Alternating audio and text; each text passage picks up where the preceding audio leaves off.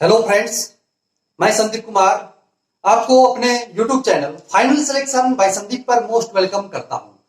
आज के इस लेक्चर में हम लोग बीपीएससी मेंस 65th के पेपर 1 में हिस्ट्री के सबसे महत्वपूर्ण टॉपिक रविंद्रनाथ टैगोर के जो विचार हैं उसके बारे में हम लोग आज पढ़ेंगे। और यह जो लेक्चर है हमारे गेस क्वेश्चन जो आप लोगों के लिए मैं गेस क्वेश्चन किया हूं उस पे ही आधारित है। यदि आपने गेस क्वेश्चन नहीं देखा है तो आप लोग गेस क्वेश्चन देख लीजिएगा, प्लेलिस्ट में है, आप वहां से देख लीजिए या मैं उसका लिंक इस वीडियो के डिस्क्रिप्शन में दे दूंगा। ठीक है, तो आइए शुरू करते हैं हम लोग आज के लेक्चर का टॉपिक, यानी कि टैगोर के विचार, रविन्द्रनाथ टैगोर के विचार। देखिए, तो शुरुआत हम लोग करते हैं एक अच्छी सी भूमिका से, क्योंकि जब भी आप मेंस का आंसर राइटिंग करें तो भूमिका आपका बेहतरीन होना चाहिए। और भूमिका का मतलब यह नहीं होता कि आप आधे पेज तक जाके लिखें, 2 से 3 लाइन में एक बेहतरीन भूमिका लिखें, जिस भूमिका से यह पता चल जाना चाहिए कि आखिरकार आप कहना क्या चाहते हैं। ठीक है, तो आइए भूमिका की बात कर लें। तो भूमिका में आप लिख सकते हैं इस तरह से कि रविंद्रनाथ टैगोर भारतीय जनमानस में नई चेतना जगाने वाले संदेशवाहक थे। वे आजीवन समाज और राजनीति पर सक्रिय चिंतन करते रहे। ठीक है, यहां तक क्या समझ में आया कि रविन्द्रनाथ टैगोर जो थे भारतीय जनमानस में नई चेतना जगाने वाले संदेशवाहक थे और वे आजीवन समाज और राजनीति पर सक्रिय चिंतन करते रहे। हालांकि देख लीजिए, आगे देख लीजिए कि टैगोर जो है, टैगोर राजनीति में कभी शारीरिक रूप से सक्रिय नहीं रहे, परंतु अपने रचनाओं से स्वतंत्रता आंदोलन की अलख जगाते रहे। यानी कि इस भूमिका से क्या क्या स्पष्ट हो रहा है? सबसे पहला तो यह स्पष्ट हो रहा है कि रविन्द्रनाथ टैगोर ने भारतीय जनमानस में नई चेतना जगाने का कार्य किए। दूसरा यह है कि आजीवन जो है समाज और राजनीति पर जो है सक्रिय चिंतन करते रहे। आगे आपने यह भी बता दिया कि टैगोर जो है राजनीति में कभी शारीरिक रूप से नहीं रहे, ठीक है, लेकिन अपने रचनाओं से वे स्वतंत्रता आंदोलन की अलख जगाते रहे। तो इस भूमिका से जो है आपके आंसर राइटिंग का पता चल जाता है कि आप कितने बेहतरीन तरीके से अपने आंसर को लिखने वाले हैं।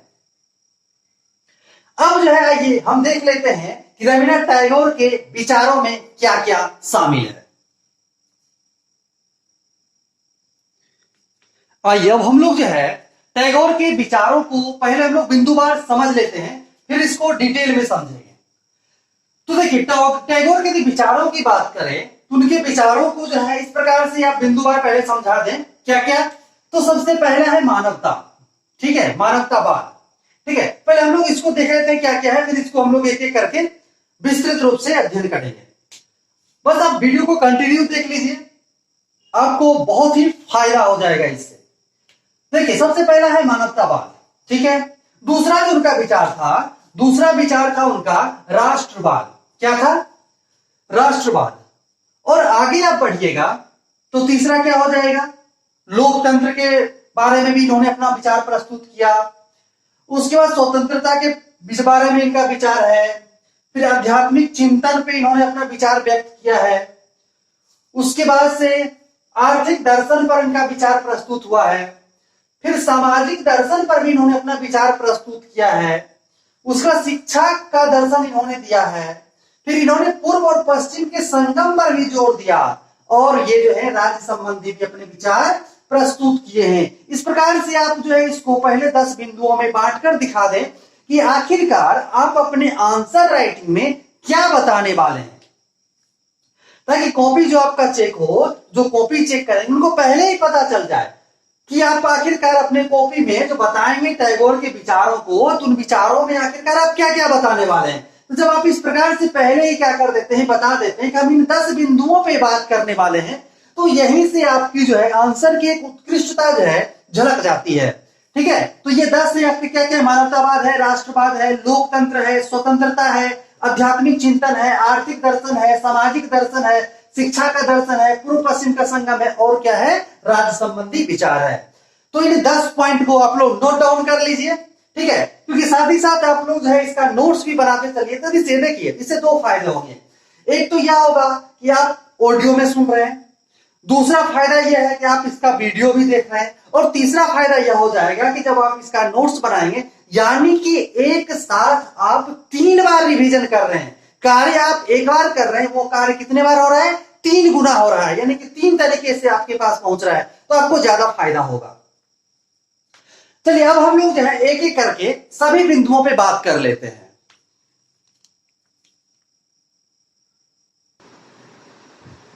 देखिए इनके विचारों में यदि हम सबसे पहले मानवता की बात करें तो इस प्रकार से समझा जा सकता है कि देखिए टैगोर जो थे वे संपूर्ण विश्व के मानव एकता में विश्वास रखते थे।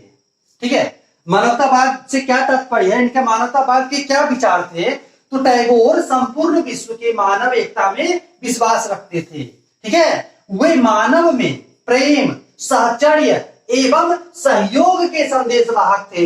यानी कि इनके विचारों में जो सबसे अधिक ध्यान दिया गया वह किस पे दिया गया? तो मानवतावाद पे। इन्होंने संपूर्ण विश्व के मानव को क्या माना?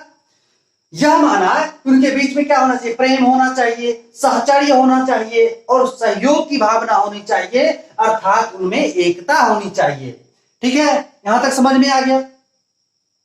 अब हम लोग आगे बढ़ते हैं। आगे है आपका राष्ट्रवाद। देखिए राष्ट्रवाद से क्या तात्पर्य है, क्या विचार थे राष्ट्रवाद के प्रति रविन्द्रनाथ टैगोर के, उसको देख लेते हैं। देखिए टैगोर अखंड भारत के प्रबल समर्थक थे। ठीक है, टैगोर जो थे वे अखंड भारत के प्रबल समर्थक थे, परंतु इनका राष्ट्रवाद संकीर्णता से ग्रसित नहीं था। लेकिन इनका जो राष्ट्रवाद था वह किसी भी प्रकार से संकीर्णता से ग्रसित नहीं था। ठीक है, तो 2 पॉइंट हम लोगों ने समझ लिया। आइए अब आगे देख लेते हैं। आइए आगे हम लोग देख लेते हैं उनके विचारों में जो अगला विचार जो हम लोगों ने लिखा है वह है लोकतंत्र। देखिए लोकतंत्र के प्रति टैगोर के क्या विचार थे उसको यहां से समझ लीजिए। टैगोर राजनीतिक प्रभुसत्ता में जनता की भागीदारी के समर्थक थे। ठीक है, वे चाहते थे कि राजनीतिक जो भी प्रभुसत्ता मिले उसमें जनता की क्या हो? भागीदारी सुनिश्चित हो। ठीक है, और आगे देख लीजिए, वे लोकतंत्र की सफलता के लिए नैतिकता आधारित राजनीति को आवश्यक मानते थे। यानी कि उनका मानना था कि लोकतंत्र तब ही सफल हो सकता है जब राजनीति में क्या हो? नैतिकता आधारित राजनीति हो। यानी कि राजनीति में नैतिकता रहेगी तभी लोकतंत्र क्या हो पाएगा? अत्यधिक सफल हो पाएगा।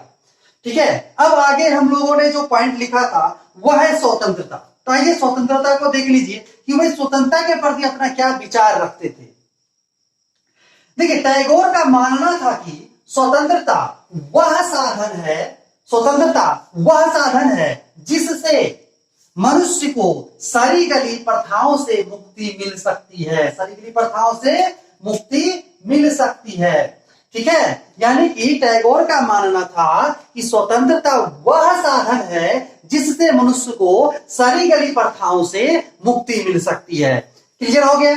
तो हम लोगों ने यहां तक समझ लिया। आइए आगे देख लेते हैं। तो आगे जो उनका विचार है वह था आध्यात्मिक चिंतन। क्या है? आध्यात्मिक चिंतन। तो आध्यात्मिक चिंतन के प्रति उनका क्या विचार था? देखिए टैगोर एक समन्वयवादी प्रकृति वाले व्यक्ति थे। टैगोर किस प्रकार के व्यक्ति थे? तो वे एक समन्वयवादी प्रकृति वाले व्यक्ति थे। इसलिए विभिन्न धर्मों से प्रभावित होकर, ठीक है, इसलिए जो है टैगोर विभिन्न धर्मों से प्रभावित होकर वे आत्म शांति के लिए आध्यात्मिक चिंतन पर बल दिया। ठीक है, समझ में आ गया यहां तक? आइए अब आगे देख लीजिए। आगे क्या है? तो आर्थिक दर्शन है।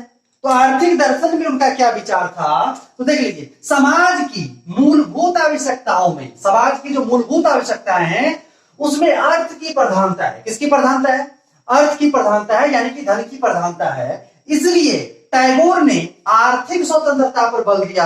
इसलिए जो है टैगोर ने आर्थिक दर्शन में क्या कहा कि आर्थिक स्वतंत्रता होनी चाहिए। यदि नागरिकों को आर्थिक स्वतंत्रता होगी तभी वह क्या कर सकता है, अपने आप को समाज में अत्यधिक अच्छे तरीके से अपने आप को क्या कर सकता है, स्टेबल कर सकता है। ठीक है, तो यहां तक समझ में आ गया। आइए अब हम लोग आगे देख लेते हैं। आइए आगे के विचारों को देख लेते हैं।